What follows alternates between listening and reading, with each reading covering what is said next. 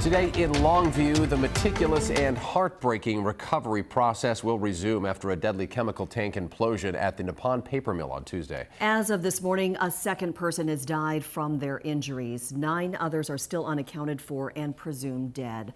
Recovery crews were finally able to access the site yesterday after calling in help from the Washington National Guard and other experts.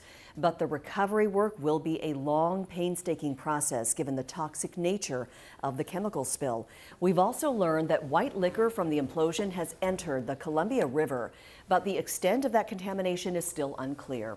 Crews are now working to keep Longview's drinking water supply safe. King 5 Savannah Welch is in Longview again this morning. Savannah, we know that tank was just massive, containing so much of that toxic liquid.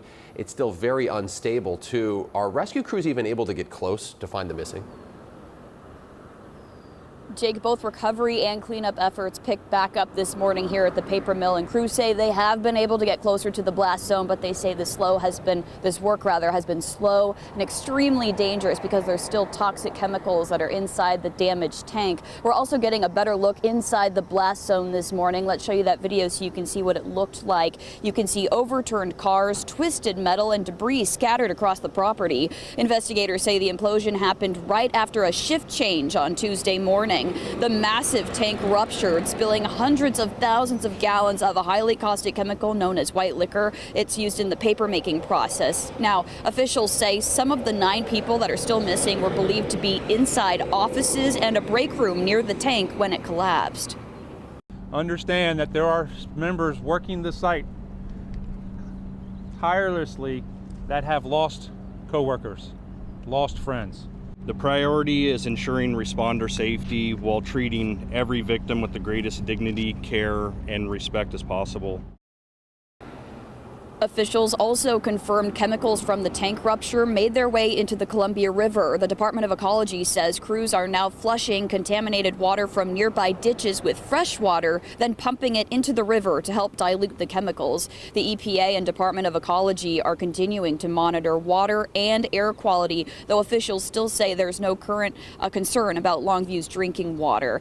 People are still, though, being urged to stay away from ditches and waterways near the mill. Meanwhile, workers and community members are obviously heartbroken over this and are demanding answers from the company. Coming up in the next half hour, we'll hear directly from the company about their response and the investigation moving forward. Reporting live in Longview, Savannah Welch, King 5 News. Thanks, Savannah. Experts, by the way, tell King 5 that paper mill explosions have happened before, but an implosion like this is incredibly rare. That tank just collapsing on itself. Let's take a closer look at the tank here. It's at the Nippon Dynawave packaging facility. As we mentioned, it holds about 900,000 gallons of that white liquor. For comparison, an Olympic-sized swimming pool is 660,000 gallons of water. Fire officials believe 25,000 gallons are still in that tank. So what is this white liquor? Well, it's a solution made up of sodium sulfide and sodium hydroxide.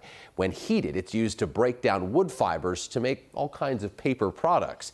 It's around 13 out of 14 on the pH scale, too, making it highly caustic. The tanks even require a special protective glass on the inside, a lining, to prevent it from eating through the metal. Any contact with the skin can cause 2nd to 3rd degree burns.